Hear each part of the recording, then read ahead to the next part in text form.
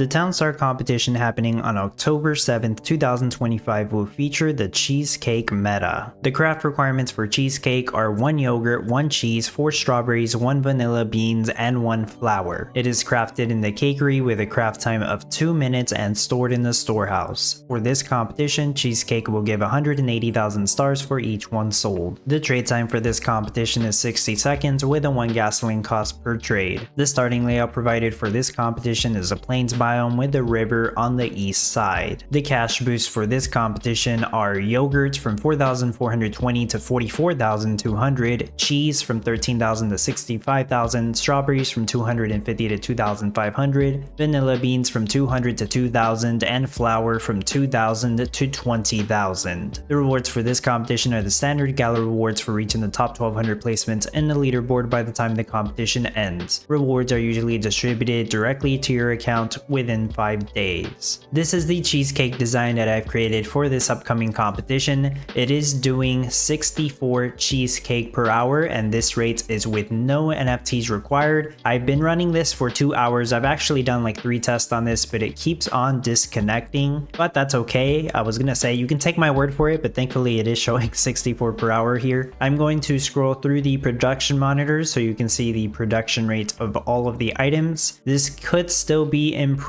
further, and I will talk about the improvement now actually. So the bottleneck for this rate is yogurt. Yogurt's actually at 64 per hour, and that's because sugar's at 128 per hour where it's supposed to be. So the sugar is what's stopping the cheesecake from being over the 64 per hour, and the solution to improve the rate would be to find a spot to add a windmill on a red craft timer that will craft sugar. That way you can get the sugar production rate a little bit higher, and that should solve that issue. Then you'll have another bottleneck, which I believe will more than likely either be milk or strawberries, depending on how exactly everything is working together, I suppose. But essentially what I'm saying is that this can be improved to about 66 cheesecake per hour. Now this design is based off the yogurt design for the yogurt meta that we had in October of 2024. So it's been exactly a year now. Maybe they saw that meta and they used that to come up with cheesecake, since cheesecake is just a step up from yogurt. And even though it's called cheesecake, it's really strawberry cheesecake since we're adding strawberries to it. But anyways, we'll just call it cheesecake. So that's why this layout is almost exactly the same. Actually, the other layout had it like this, and this is how you will see it in one of the planners, just because I didn't want to move things around too much. So it's going to look like this, and this is how I built it out anyways. So I am going to link the video for the yogurt build showcase in the description, because I'm not going to go over the entire crafting process for yogurt. I'm already going to assume that you know how to make yogurt. I'm just going to fill in the gap between yogurt and cheesecake. Otherwise, there's been a couple of tweaks. Some of the milk barns have moved around, and of course I've changed the quantity of some crops since we need more flour for this and less sugar to accomplish the production rates here. And we're not actually using any red timer windmills here. All the windmills are on a green craft timer. Once you have yogurt production going, then you only need to add strawberries, vanilla beans, and cheese in order to make the cheesecake. Strawberries are very easy. I have 3 strawberry fields doing just that. One of them is on a yellow craft timer, and this is just to balance the amount of strawberries I am getting. Of course, you could have them all on a green craft timer, but then you'll just sell more excess strawberries, and maybe your tractors will be even more busy, so they won't be able to pick up everything else on time. Just something to keep in mind. That's why I have things like that. And same thing goes for rice fields. I have 3 of them. They have the 8 passive water that they need to grow. Remember, you need 10 passive water to actually build them, but only 8 water to grow them. And one of them is on a yellow craft timer from the one shade. That is also done on purpose to limit the amount of husk rice, to then limit the amount of rice vinegar ultimately, so that not as much milk is wasted on the cheese. So So real quick, I have 2 mixing tents making white rice. They have the 1 passive energy from the nearby power plant. They do have to walk quite a distance to get the husk rice from the silo, but that's okay. That's why I have 2 of them. And then I have 2 sauce facilities. They have the 2 passive water that they need. They just have to pick up the white rice and 1 sugarcane in order to make rice vinegar. That gets stored here, which gets quickly picked up by the mixing tent making cheese, which also picks up milk from any of the nearby storehouses. And that's how I get the cheese production, which is at 73 per hour. It makes plenty of cheese. It overproduces it. That's fine. That's as balanced as I can get it. So that explains the cheese, the strawberries, and now the vanilla beans I actually don't need to explain because you're already going to be making vanilla beans for yogurt. So you just need some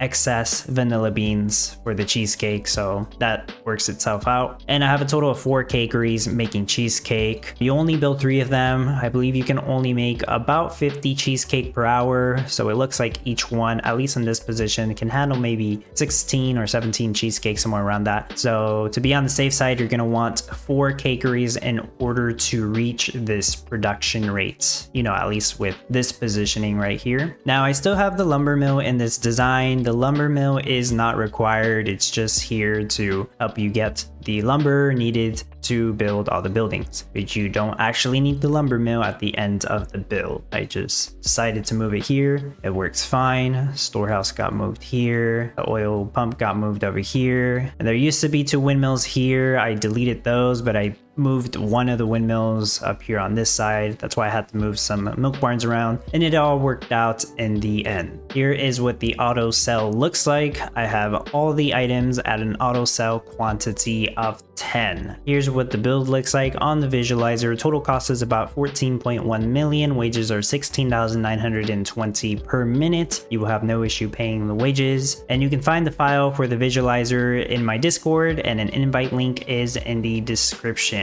I also have the file for what it looks like on the Townstar Playbook Planner, which I am still working on. The production prediction predicts that it would make about 57 cheesecake per hour, but I tested it and it does 64 cheesecake per hour. So this is a little bit off, but it's a good idea nonetheless. Now, as you may have noticed, it looks a little different. That's just because I rotated it to the correct biome setup. It's easy for me to rotate it like this. So this is how it looks like on this other planner, as you can see. But when you load up this file, it will look like this, since this is how the biome intended it to be set up as. I do have an empty spot right here. You could just put a builder house here or the common ground town hall if you wanted to, but it's still overproducing wood, so you wouldn't really need to do that. And yeah, if you have access to the Townstar Playbook Planner because you are a supporter and you have an access key, then you can just go down here, click on search builds, and load up this file.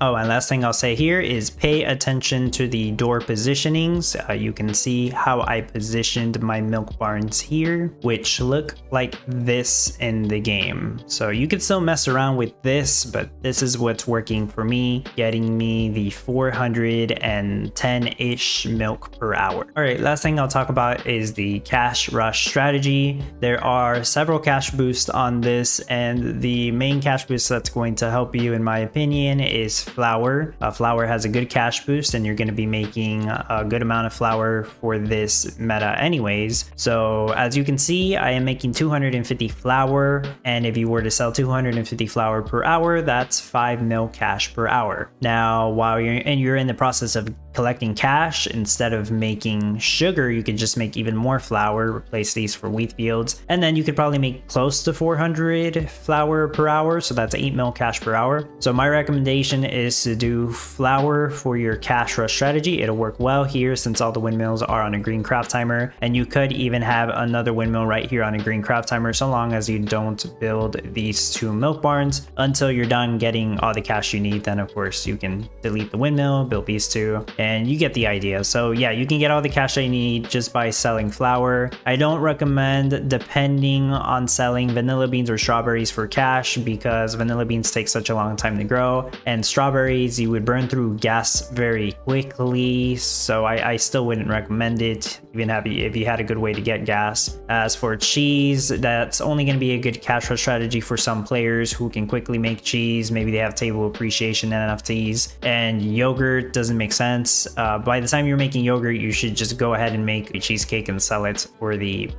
stars, of course. So yeah, my recommendation for cash rush strategy is flour. So skip the gold this time. You can just start up straight with flour and you should be fine. Now, I think that's all I have to say about this meta. Not the most difficult thing, but thankfully, the yogurt design that I made last year works very well for this, so I only needed to make some adjustments in order to get it balanced, and there we go. I think this is a good rate. It's going to help people be competitive in the competition, and hopefully it will help you create or improve your current design. So if you found this helpful or informative, please leave a like, leave a comment, consider subscribing if you haven't done so already. If you want to help support the channel, you can find links in the description on how to do so, and as always, I appreciate your support and thank you for watching.